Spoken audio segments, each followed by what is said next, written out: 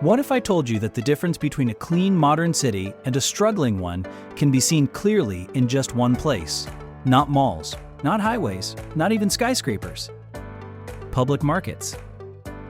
Today, we ask a question many Filipinos are afraid to talk about. Why did many cities fail to modernize their public markets, while Iloilo succeeded? This is not about bragging. This is about choices, priorities, and leadership. If you visited Iloilo's public markets, you already know they don't look like the typical markets we grew up with. So what went wrong in other cities? Let's talk about it. Across many Philippine cities, public markets share the same problems: poor sanitation, flooding during rain, fire hazards, traffic congestion, vendors operating in unsafe conditions.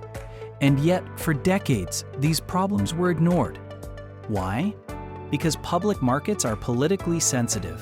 They involve vendors, associations, permits, and long-standing habits. Modernizing them means relocation plans, new rules, temporary inconvenience, and political risk. So many city governments chose the easy path: patch repairs, cosmetic paint jobs, ribbon cuttings without real change.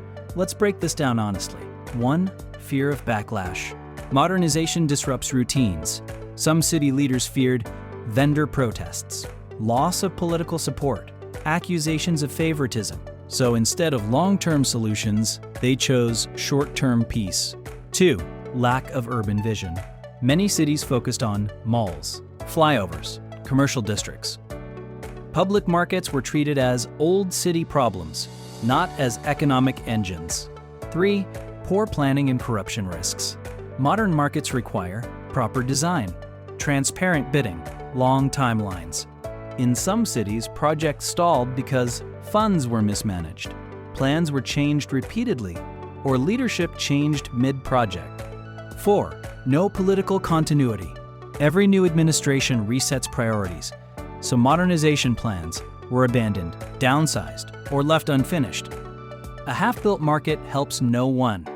Now let's talk about Iloilo. Iloilo did not modernize overnight. What it had was something rare. 1. Long-term urban planning. Iloilo treated public markets as part of city image, part of tourism, part of public health, part of disaster preparedness. Markets were designed with proper ventilation, waste management systems, fire exits, organized vendor zoning.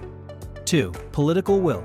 Modernization faced resistance, but Iloilo's leaders stayed firm. They explained, they consulted, they adjusted, but they did not back down. 3. Vendor integration, not exclusion. Vendors weren't erased, they were formalized. Clear stall assignments, better sanitation, increased foot traffic, higher income potential. Modern markets weren't anti-poor, they were pro-dignity. 4. Consistency across administrations.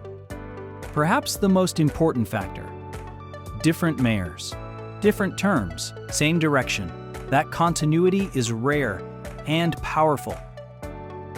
When people compare markets, the discomfort isn't about envy. It's about missed opportunities, because modern markets prove that cleanliness is possible, order is achievable, tradition and modernization can coexist.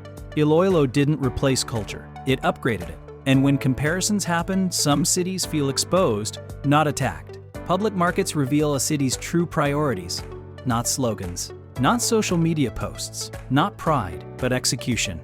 Iloilo chose planning over populism, consistency over shortcuts, leadership over fear. The real question is no longer, why did Iloilo modernize its markets? The real question is, why didn't others? If you found this discussion fair and insightful, hit like, subscribe, and share this video. Let's talk about cities, not with hate, but with honesty.